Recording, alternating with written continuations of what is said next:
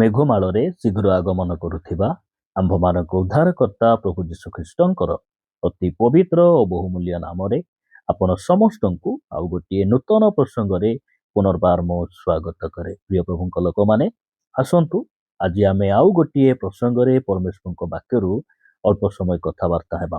ଆଜି ଆମେ ଯେଉଁ ପ୍ରସଙ୍ଗରେ ପ୍ରଭୁଙ୍କ ବାକ୍ୟରୁ ଧ୍ୟାନ କରିବା, ସେହି ପ୍ରସଙ୍ଗର ଶୀର୍ଷକ ହେଲା ଯୀଶୁଙ୍କ ଜନ୍ମର ସୁସମ୍ବାଦ।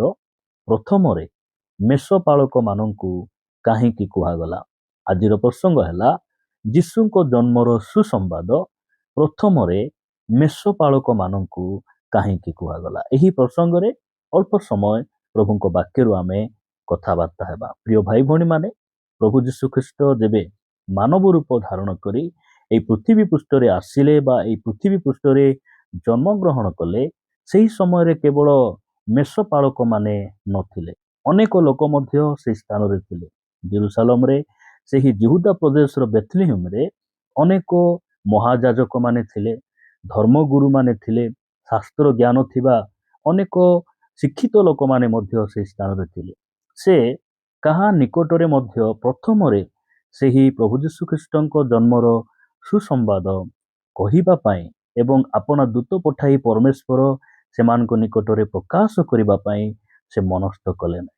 ମାତ୍ର ବାଇବଲ କହେ ଯେ ପ୍ରଥମରେ ସେହି ମେଷପାଳକମାନଙ୍କ ନିକଟରେ ସ୍ୱର୍ଗର ଦୂତ ସେହି ଯୀଶୁଖ୍ରୀଷ୍ଟଙ୍କ ଜନ୍ମର ସୁସମ୍ବାଦକୁ ସେମାନେ ଘୋଷଣା କରୁଛନ୍ତି। ଯଦି ଆପଣମାନେ ଲୁକ ଲିଖିତ ସୁସମାଚାର ସେଇ 2 ଅଧ୍ୟାୟ 25 ଆଉ 26 ପଦ ଯଦି ଦେଖିବେ, ଯେ ଏହି ସ୍ଥାନରେ ଲେଖାଯାଏ, ଆଉ ଦେଖ ଜେରୁସାଲମରେ ସିମିୟନ ନାମକ ଜଣେ ଧାର୍ମିକ ଓ ଭକ୍ତ ଲୋକ ଥିଲେ। ସେ ଇସ୍ରାଏଲର ସାନ୍ତ୍ୱନା ଅପେକ୍ଷା କରୁଥିଲେ। ପୁଣି ପବିତ୍ର ଆତ୍ମା ତାହାଙ୍କ ଠାରେ ଅଧିଷ୍ଠାନ କରିଥିଲେ। ପ୍ରଭୁଙ୍କ ଅଭିଷିକ୍ତଙ୍କର ଦର୍ଶନ ନ ପାଇଲେ ତାହାଙ୍କର ଯେ ମୃତ୍ୟୁ ହେବ ନାହିଁ, ପବିତ୍ର ଆତ୍ମାଙ୍କ ଦ୍ୱାରା ତାଙ୍କୁ ଏହି ପ୍ରତ୍ୟାଦେଶ ଦିଆଯାଇଥିଲା। ପ୍ରିୟମାନେ, ସିମିୟନ ନାମକ ଜଣେ ବ୍ୟକ୍ତି ଥିଲେ, ଯେ କି ଧାର୍ମିକ ବ୍ୟକ୍ତି, ଆଉ ପ୍ରଭୁ ଯୀଶୁଖ୍ରୀଷ୍ଟଙ୍କର ଅପେକ୍ଷାରେ ସେ ଥିଲେ।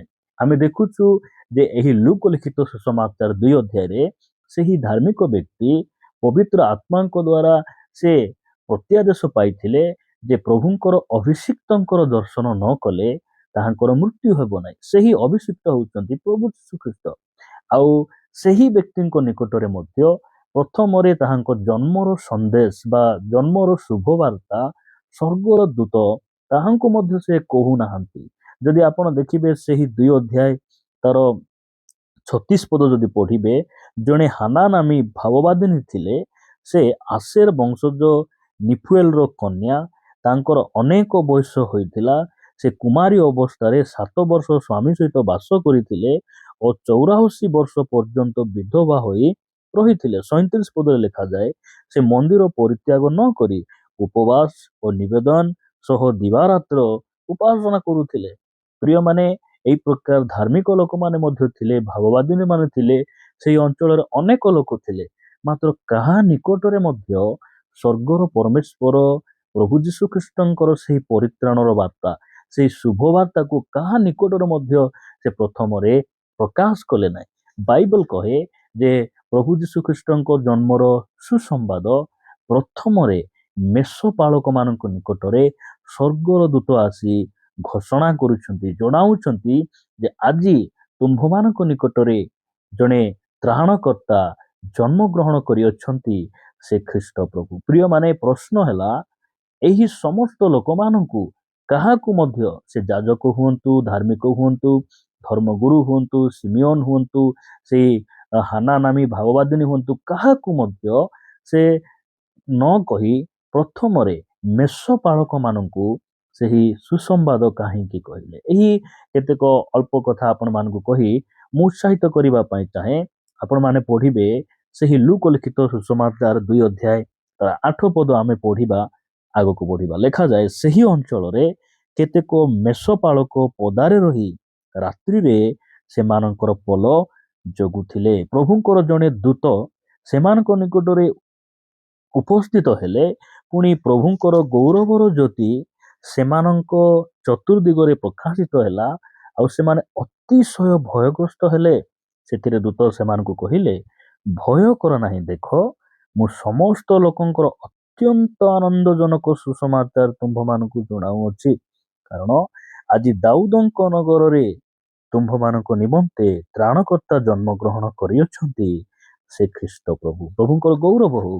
ପ୍ରିୟମାନେ, ଏହି ସ୍ଥାନରେ ଆମେ ଦେଖୁଛୁ 8 ପଦରେ ଯେ ସେହି ଅଞ୍ଚଳରେ କେତେକ ମେଷପାଳକ ମାନେ ରାତ୍ରିରେ ରହି ସେମାନଙ୍କର ପଲକୁ କ'ଣ କରୁଥିଲେ? ଜଗୁଥିଲେ। ପ୍ରିୟମାନେ, ଆମେ ଜାଣୁ ଯେଉଁମାନେ ଗାଈକୁ ଚରାନ୍ତି, ଛେଳି ମେଣ୍ଢାର ଜଗୁଆଳି ଭାବରେ ସେମାନେ କାର୍ଯ୍ୟ କରନ୍ତି, ସମାଜରେ ଏହି ଲୋକମାନେ ସମସ୍ତଙ୍କ ଠାରୁ ନିଚ ଦୃଷ୍ଟିରେ ଲୋକମାନେ ସେମାନଙ୍କୁ ମାନନ୍ତି, ସବୁଠାରୁ ଅଶିକ୍ଷିତ ଆଉ ଦରିଦ୍ର, ଅର୍ଥାତ୍ ଗୋଟିଏ କହିବାକୁ ଗଲେ ସମାଜରେ ଜଣେ ତଳେ ଥିବା ଲୋକଙ୍କୁ ବୁଝାଏ, ଯାହାର କି ସମ୍ମାନ ନଥାଏ, ଇଜ୍ଜତ ନଥାଏ, ଏହି ପ୍ରକାର ଲୋକଙ୍କୁ ଆମେ ବୁଝୁ। ମାତ୍ର ସ୍ୱର୍ଗର ପରମେଶ୍ୱର ପ୍ରଥମରେ ସେମାନଙ୍କ ନିକଟରେ ତାହାଙ୍କର ପୁତ୍ରଙ୍କର ସେଇ ସୁସମ୍ବାଦକୁ ସେ ପ୍ରକାଶ କରୁଛନ୍ତି। ଏହି ସ୍ଥାନରେ ଆମେ ଦେଖୁଛୁ ସେହି ଅଞ୍ଚଳରେ ମେଷପାଳକ ମାନଙ୍କୁ ସେ ଦର୍ଶନ ଦେଲେ ତାହା ନୁହେଁ। ଲେଖାଯାଉଛି ଯେ ଯେଉଁ ମେଷପାଳକ ମାନେ ରାତ୍ରିରେ ସେମାନଙ୍କର ପଲକୁ ଜଗୁଥିଲେ। ପ୍ରିୟମାନେ, ସେ ଜେରୁସାଲେମରେ ସେଦିନ ରାତିରେ ଅନେକ ଲୋକ ଶୋଇଥିଲେ, ମାତ୍ର ଏହି ମେଷପାଳକ ମାନେ ସେମାନେ ଶୋଇ ନଥିଲେ, ସେମାନେ ଆପଣା ପଲକୁ ସେମାନେ ଜଗୁଥିଲେ ଏବଂ ଆପଣା ଛେଳି ମେଣ୍ଢା ମାନଙ୍କୁ, ସେଇ ଗାଈ ମାନଙ୍କୁ ସେମାନେ କ'ଣ କରୁଥିଲେ? ସୁରକ୍ଷା ଦେଉଥିଲେ। ପ୍ରିୟମାନେ, ମୁଁ ପ୍ରଭୁଙ୍କୁ ଧନ୍ୟବାଦ ଦିଏ। ଆମକୁ ପ୍ରଭୁ ଯୀଶୁ ଖ୍ରୀଷ୍ଟ କହିଲେ, ତୁମ୍ଭେ ଯେପରି ପରୀକ୍ଷାରେ ନ ପଡ଼ ଏଥିପାଇଁ ଜାଗି ରହି ପ୍ରାର୍ଥନା କର। ଏହି ମେଷପାଳକ ମାନେ ଯଦି ଶୋଇ ପଡ଼ିଥାନ୍ତେ, ସେହିଦିନ ତାହାଙ୍କୁ ପ୍ରଥମରେ ସେ ସୁସମାଚାର କହିନଥାନ୍ତେ। ଏଥିପାଇଁ ମେଷପାଳକ ମାନଙ୍କ ନିକଟରେ ପ୍ରଥମରେ ପ୍ରଭୁ ଯୀଶୁ ଖ୍ରୀଷ୍ଟଙ୍କ ଜନ୍ମର ସେଇ ସୁସମ୍ବାଦକୁ ପରମେଶ୍ୱର ଦେଉଛନ୍ତି, କାରଣ ଏମାନେ ଶୋଇବା ଲୋକ ନଥିଲେ, ଏମାନେ ମେଷମାନଙ୍କୁ ଜଗୁଥିଲେ। ମୁଁ ପ୍ରଭୁଙ୍କୁ ଧନ୍ୟବାଦ ଦିଏ। ଦାଉଦ ତାହାଙ୍କ ଗୀତରେ କହନ୍ତି, ସଦା ପ୍ରଭୁ ମୋହର ପ୍ରତିପାଳକ, ମୋହର ଅଭାବ ହେବ ନାହିଁ। ପ୍ରଭୁଙ୍କର ଗୌରବ ହଉ। ପରମେଶ୍ୱର ଆମମାନଙ୍କର ପ୍ରତିପାଳକ। ଆଉ ଏହି ସ୍ଥାନରେ ଆମେ ଦେଖୁଛୁ ଯେ ଏହି ମାନେ ହେଉଛନ୍ତି ମେଷପାଳକ ମାନେ। ପ୍ରିୟମାନେ, ଜଣେ ବ୍ୟକ୍ତି ଯେ ମେଷକୁ ପ୍ରତିପାଳନ କରେ, ତା ମନରେ ଗୋଟିଏ ଚିନ୍ତା ଥାଏ, ସେମାନଙ୍କୁ ଯେ ପ୍ରକାର କୌଣସି ସିଂହ ନେଇ ନଯିବ, ଭାଲୁ ନେଇ ନଯିବ, ସେଥିପାଇଁ ସୁରକ୍ଷା ପ୍ରଦାନ କରେ। ପ୍ରଭୁଙ୍କର ଗୌରବ ହଉ। ଏହି ମେଷପାଳକ ମାନେ ରାତ୍ରିରେ ସେମାନେ ନ ଶୋଇ ଚେତା ରହି ମେଷମାନଙ୍କୁ ସେମାନେ ସୁରକ୍ଷା ଦେଉଥିଲେ। ମୁଁ ପ୍ରଭୁଙ୍କୁ ଧନ୍ୟବାଦ ଦିଏ। ଆଜି ଖ୍ରୀଷ୍ଟିଆନ ସମାଜରେ ବଡ଼ ଦିନ ଆଉ ସେଇ ଖ୍ରୀଷ୍ଟମାସ ବିଭିନ୍ନ ବିଷୟରେ ମାତି ଯାଇ ଆଜି ଅନେକଙ୍କର ନିଦ୍ରା ହେଇଯାଇଛି। ସେମାନେ ଯୀଶୁଖ୍ରୀଷ୍ଟଙ୍କୁ ଭୁଲିଗଲେ। ଆମ ଜୀବନରେ କେବଳ ବଡ଼ଦିନ ଯେ ଅଛି ତାହା ନୁହେଁ, ଏହି ବଡ଼ଦିନ ପରେ ଗୋଟିଏ ବିଚାରର ଦିନ ମଧ୍ୟ ଅଛି, ପ୍ରଭୁଙ୍କର ଗୋଟିଏ କ୍ରୋଧର ଦିନ ମଧ୍ୟ ଅଛି। ଏହି ସବୁ ବିଷୟକୁ ଭୁଲିଗଲେ, କାରଣ ଅନେକ ବିଶ୍ୱାସୀ ଭାଇ ଭଉଣୀ ମାନେ ସେମାନେ ଜଗୁ ନାହାନ୍ତି, ଜାଗ୍ରତ ନାହାନ୍ତି। ଅନେକଙ୍କ ଜୀବନରେ ସେମାନେ ନିଦ୍ରାଗ୍ରସ୍ତ ହେଇଗଲେ। ପ୍ରଭୁ ଆମମାନଙ୍କୁ ଅନୁଗ୍ରହ କରନ୍ତୁ ଏହି ବାକ୍ୟ ଗୁଡ଼ିକକୁ ବୁଝିବା ପାଇଁ। ଏହି ମେଷପାଳକ ମାନେ କେବଳ ତାହାଙ୍କର ସେ ସୁସମ୍ବାଦକୁ ଶୁଣି ସେମାନେ ତୁନି ହୋଇ ରହିଲେ ନାହିଁ, ସେମାନେ ସେଇ ଶୁଣିଥିବା ବାକ୍ୟ ଅନୁସାରେ ଯୀଶୁଙ୍କୁ ଖୋଜିବା ପାଇଁ ଗଲେ। ପରମେଶ୍ୱର ତାହାଙ୍କ ଦୂତଙ୍କ ଦ୍ୱାରା ଏମାନଙ୍କୁ କହିଲେ ଯେ ତୁମେ ଗୋଟେ ଗୁହାଳରେ ଜଣେ ଶିଶୁଙ୍କୁ ଲୁଗାରେ ଗୁଡ଼ାଇ ଧରିଥିବା ତୁମେ ଦେଖିବ। ଏତିକି କହିଲା ପରେ ସେମାନେ କ'ଣ କଲେ? କେତେ ଗୁହାଳ ଘରେ ସେମାନେ ଖୋଜିଥିବେ। ଖୋଜି ଖୋଜି ଖୋଜି ସେମାନେ ଯୀଶୁଙ୍କ ନିକଟରେ ଗଲେ, ଆଉ ସେମାନେ ଆପଣା ସାକ୍ଷ୍ୟ ଦେଇ ପ୍ରଭୁଙ୍କର ଗୌରବ ପ୍ରଶଂସା କରୁ କରୁ ସେମାନେ ବାହୁଡ଼ି ଆସିଲେ। ପ୍ରିୟମାନେ, ପ୍ରଭୁ ଯେତେବେଳେ ତାହାଙ୍କର ଦ୍ୱିତୀୟ ଆଗମନ ହେବ, ସେହି ସମୟରେ ମଧ୍ୟ ଯେଉଁମାନେ ଶୋଇଛନ୍ତି ସେମାନେ ଯୀଶୁଙ୍କୁ ସାକ୍ଷାତ କରିବେ ନାହିଁ। ଯେଉଁମାନେ ଜାଗ୍ରତ ଅଛନ୍ତି, ଯେଉଁମାନେ ପ୍ରସ୍ତୁତ ଅଛନ୍ତି, ସେମାନେ ସେଇ ଶେଷ ତୁରିଧ୍ୱନିର ଶବ୍ଦ ଶୁଣିବେ ଆଉ ସେମାନଙ୍କର କବର ଖୋଲା ହେଇଯିବ। ସେମାନେ ରାପ୍ଚରରେ ଯିବେ। ପ୍ରଥମ ଆଗମନରେ ଯେତେବେଳେ ପ୍ରଭୁ ଯୀଶୁ ଖ୍ରୀଷ୍ଟ ମାନବ ରୂପ ଧାରଣ କରି ବେଥଲେହେମରେ ସେ ଜନ୍ମଗ୍ରହଣ କଲେ, ସେହି ସମ୍ବାଦ ଜାଗିଥିବା ଲୋକମାନଙ୍କ ନିକଟରେ ପରମେଶ୍ୱର ପ୍ରକାଶ କଲେ। ଆଜି ମଧ୍ୟ ଆମେ ସମସ୍ତେ ଯୀଶୁଙ୍କ ଅପେକ୍ଷାରେ ଅଛୁ, ତାହାଙ୍କ ଆଗମନର ଅପେକ୍ଷାରେ ଅଛୁ। ସେମାନଙ୍କ ନିକଟରେ ସେହି ତୁରି ଶବ୍ଦ ଶୁଣାଯିବ। ସେମାନେ ପ୍ରଥମରେ ପ୍ରଭୁଙ୍କର ଆଗମନକୁ ଜାଣିବେ, ଯେଉଁମାନେ ତାହାଙ୍କ ଆଗମନର ଅପେକ୍ଷାରେ ଅଛନ୍ତି, ଜାଗ୍ରତ ଅଛନ୍ତି, ଜଗିଛନ୍ତି, ଯେଉଁମାନେ ପ୍ରସ୍ତୁତ ଅଛନ୍ତି। ପ୍ରିୟମାନେ, ସେଇଦିନ ସେଇ 10ଟି କୁମାରୀ କନ୍ୟାମାନେ ବରଙ୍କୁ ଭେଟିବା ପାଇଁ ଗଲେ। 5ଟି ନିର୍ବୁଦ୍ଧି ଆଉ 5ଟି ସୁବୁଦ୍ଧି। ପ୍ରିୟମାନେ, ସେଇ ସୁବୁଦ୍ଧି ମାନେ ସେମାନେ ଅଧିକା ତୈଳ ନେଇଥିଲେ, ଆଉ ସେ ନିର୍ବୁଦ୍ଧି ମାନେ ଢୁଳାଉ ଢୁଳାଉ ସେମାନେ ଶୋଇ ପଡ଼ିଲେ। ବର ଆସିବାର ସେମାନେ ଜାଣିପାରିଲେ ନାହିଁ। ମାତ୍ର ଯେଉଁମାନେ ଜାଗ୍ରତ ଥିଲେ ସେମାନେ ବରଙ୍କୁ ସାକ୍ଷାତ କଲେ। ପ୍ରଭୁଙ୍କର ଗୌରବ ହଉ, ଆମକୁ ସେଇ ମେଷପାଳକ ମାନଙ୍କ ପରି ଆମେ ନିଦ୍ରାଗ୍ରସ୍ତ ନ ହୋଇ ଏ ଜଗତର ପାପରେ ରଙ୍ଗରସରେ ମାତି ନ ଯାଇ ଆମେ ପ୍ରଭୁଙ୍କର ଅପେକ୍ଷା ରହିବାର ଆବଶ୍ୟକ ରହିଛି, ଜାଗ୍ରତ ରହିବା ଆବଶ୍ୟକ ରହିଛି।